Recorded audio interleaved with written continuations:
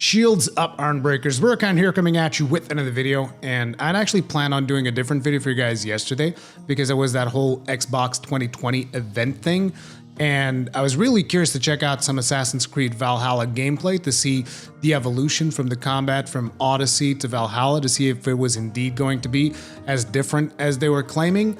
And yeah, Ubisoft made the amazing feat of putting out a gameplay trailer that actually didn't feature any gameplay, which I thought was like, oh, okay. So that's why I ended up not reporting on that, if you guys are curious. And there was like another game that was mentioned there that I was curious, which was Scarlet Nexus from Bandai Namco. But other than that, most of the other stuff that was shown, I was just like, yeah, you know, there's some cool stuff in here, but it's just not for me. So I ended up not really covering that, and naturally turned my attention back to Monster Hunter. And you guys might wonder, what do you mean Monster Hunter? Monster Hunter World doesn't have a whole lot happening right now, right? Well, yeah, there's all of the event quests are up if people still need to, you know, catch up in case people haven't had time previously to get all the items that they wanted to, which is kind of nice for those people that are kind of feeling a little bit left behind because, you know, the game's kind of been moving at a breakneck pace with, hey, here's more content and more content and more content. But for others, like is my case, which I've been kind of like on the front line, tearing down all the content as it comes out, there's naturally not a whole lot for me to do in Monster Hunter World right now, which is fine. Like, I hope the Monster Hunter team staying safe. I hope everybody's staying safe because, you know, like I said, and I say in all of my videos, we're not out of the woods yet. But yeah, so with Monster Hunter World going through essentially kind of like a break time until we get Elytra, and I still believe that the two event quests that we're missing, we're probably going to be getting those either this week or next week, maybe. I'm not sure.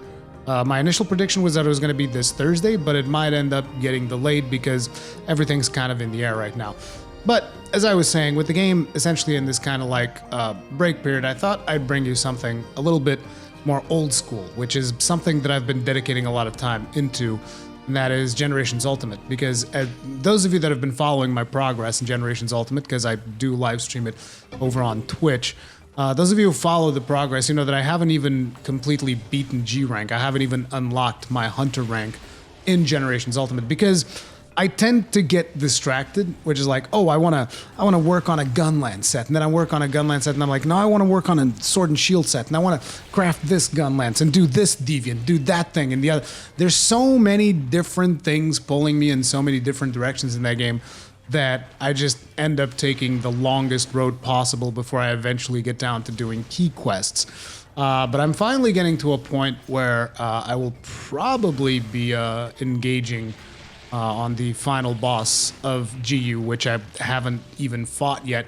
And then I'll start checking out some of the other monsters. Like I might even check out Elytra, which I've never really seen. So it might be interesting fighting against Elytra in GU and then seeing the differences once it hits World. Not to mention, I also want to craft his Sword and Shield because he's got a really good Sword and Shield. But for today, I figured I'd bring you guys some Gunlance footage, which most likely has been spliced into the video at some point already. This was actually one of the last hunts that I recorded with me playing the Gunlance, because I'm sorry to all of you guys that love watching me play the Gunlance, but I struggle too much with the Gunlance in GU. I feel like it is tremendously underpowered. Like, I've even looked up some tier lists, and, you know, people are going to say, oh, tier lists, schmear lists, whatever, it doesn't matter. And you guys are right up to a certain point, but, you know, most tier lists will put Gunlance about on the same level as Prowler. And I'm not saying this like, oh, but, you know, the Prowlers are bad. It's nothing like that, but I just struggle too much with the Gunlance in GU because I find that it's too much, it's too slow to just move around with the Gunlance to make up for the fact that it also doesn't deal any damage. Like, I can grab a Sword and Shield and I will destroy a monster in less than half the time that it takes me to beat the same monster with a Gunlance, and it just doesn't feel right. Maybe it's me, I don't know, but every time that I pick up the Gunlance, I just feel like I'm tremendously underpowered. But still, I wanted to show you guys some cool stuff with the Gunlance, and a monster that maybe if you guys only played Monster Hunter World, maybe a monster that you've never seen. So the monster featured in this hunt is Nursilla, and it's actually got a couple of interesting mechanics to it. Now, you know how in Monster Hunter World we have tempered monsters.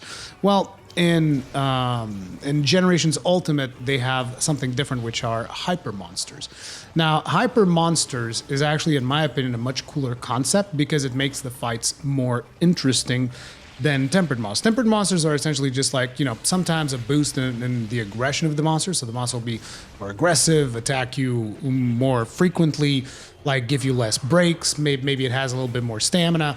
I don't think it has more health, but it does increase the amount of damage that the monster deal to you. So basically, it's just a bit of a switch in the numbers. Whereas hyper monsters have specific mechanics to them that I find very satisfying. Now, as you guys are watching this fight, you'll notice that certain parts of Nursilla, who is a spider, by the way, which web slings herself throughout the map, and it's really cool. And there's all of these verticality mechanics where she kind of like goes under you and then above you, very much like an actual spider.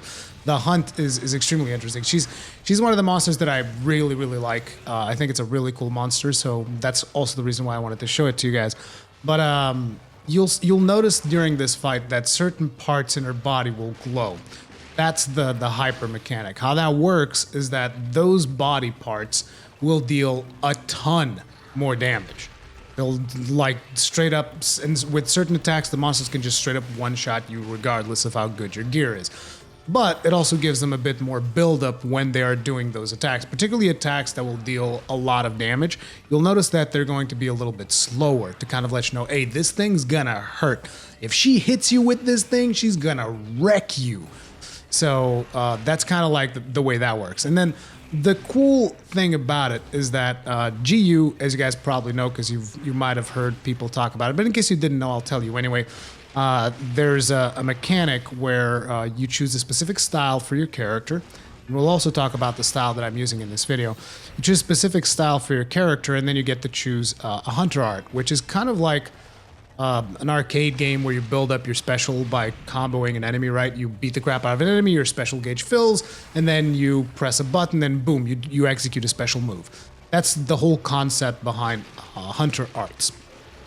And then the style changes the moveset of the weapon, and with each weapon having essentially 6 different styles, there's a lot of variety for each individual weapon in the game. There's a lot of stuff that you can do, and it's really fun just kind of like exploring the different options. Like even just recently, I've been playing Alchemy Sword and Shield, and Alchemy Sword and Shield is actually a lot of fun because you get to pull out a barrel and you create these items, and then you can create alchemy fireballs, throw them at monsters. You can create items that increase the hunter art gauges of all of your team. There's a lot of really fun stuff about alchemy, particularly if you're playing with a group, because it does help you out immensely. But anyway, the style that we're using here is Valor style, Valor Gunlance. And the hunter arts gauge, the more you beat on a monster, the more you get for your hunter arts. If you hit that red spot that we were talking about earlier, you get more for your hunter arts. So you're incentivized to hit the red part of the hyper monster, and that makes the fight a lot more interesting than just a tempered mechanic, right?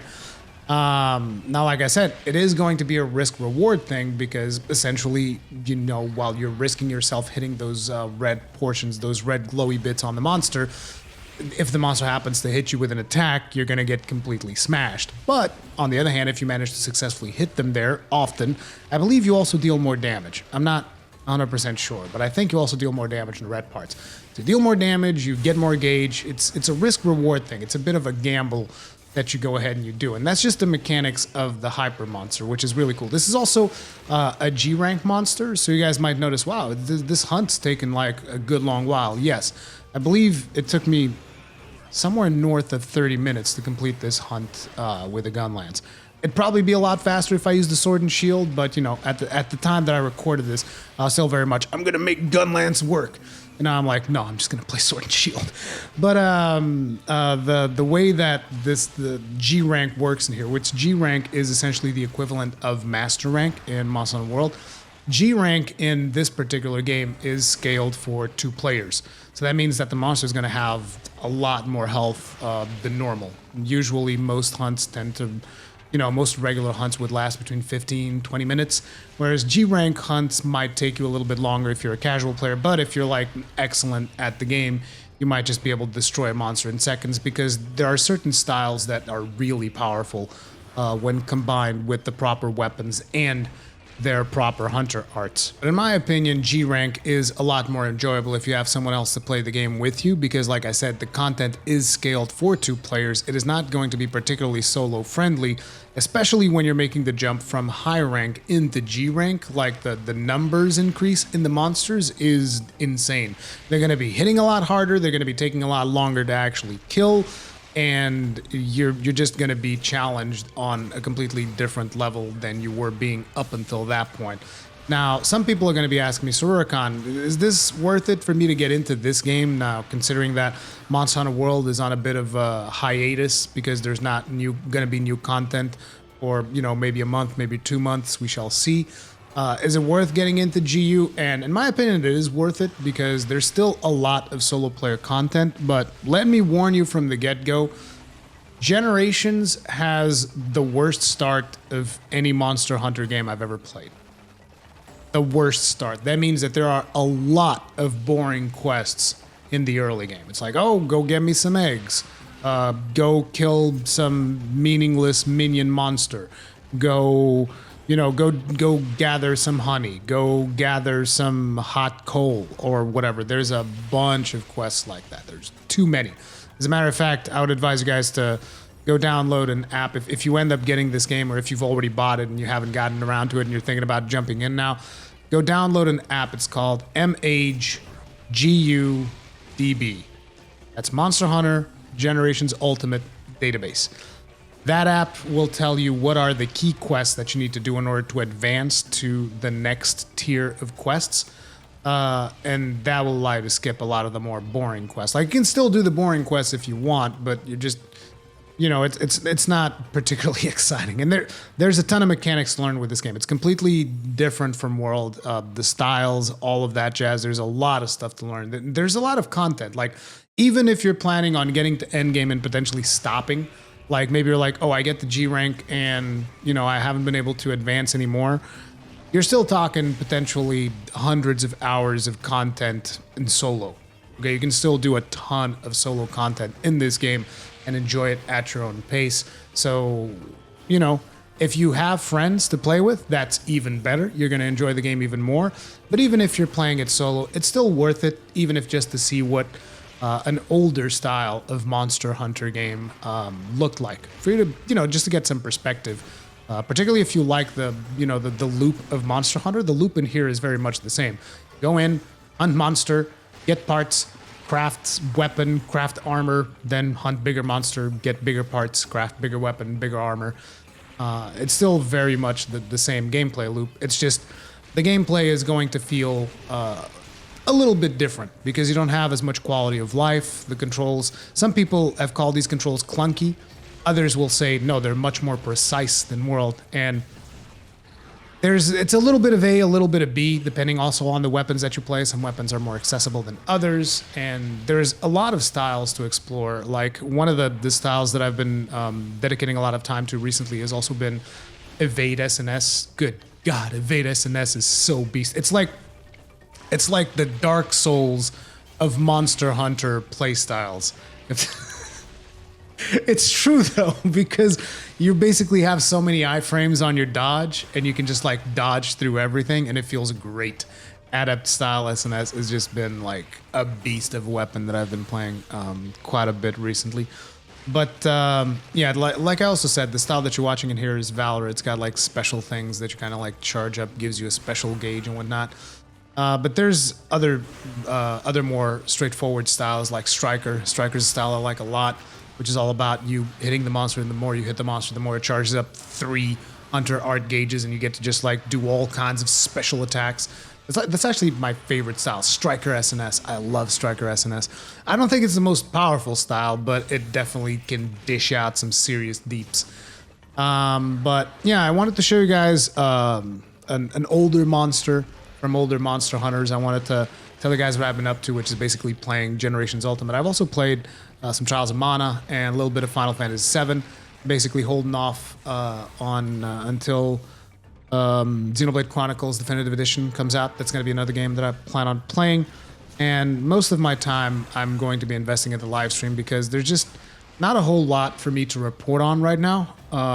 So yeah, there's just not a whole lot that I even feel like creating. A lot of time I even sit here in the office and I'm just thinking like, man, what video am I going to make today? And there's just not a whole lot happening that I'm super interested in. And I'm also super tired from, having the kids home all the time, and that drains a lot of energy out of you. So yeah, I've just been trying to keep safe. Hopefully you guys are keeping safe as well. Playing some Monster Hunter GU. Hopefully you guys are all caught up in World. If not, get caught up. And yeah, as soon as more stuff that I'm interested in and that I think you guys will be interested in pops up, I'll be sure to report on it. But until then, it's going to be it for now. Thank you all very much for watching. See you guys on the next one. Stay strong, stay healthy, stay safe. May your shields never break.